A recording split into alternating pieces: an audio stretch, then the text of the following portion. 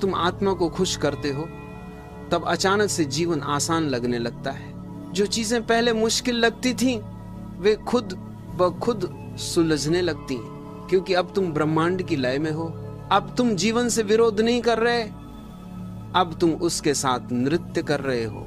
और यही जीवन का रहस्य है। जो भीतर शांत है वही बाहर संतुलन रचता है। तुम्हें यह याद रखना होगा, आत्मा की प्रसन्नता कोई लक्ष्य नहीं, एक अवस्था है। ये तब आती है जब तुम अपने सत्य को स्वीकार कर लेते हो।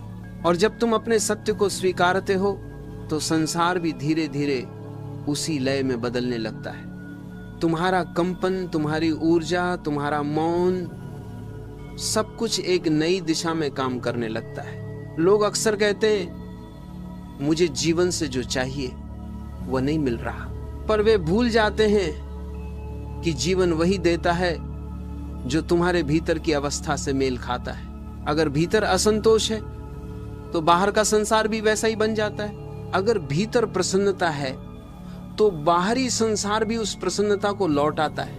ये कोई जादू नहीं, ये चेतना का विज्ञान है। इसलिए जब तुम आत्मा को खुश करते हो तो जीवन तुम्हारे पक्ष में आने लगता है।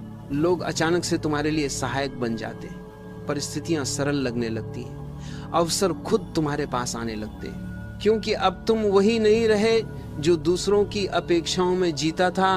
अब तुम ब्रह्मांड के प्रवाह में हो, और ब्रह्मांड हमेशा उसी के साथ होता है जो अपने भीतर सच्चा है। जो व्यक्ति अपने सत्य के साथ जीता है वह कभी अकेला नहीं होता। भले लोग उसे अकेला समझे, पर अस्तित्व हर क्षण उसके साथ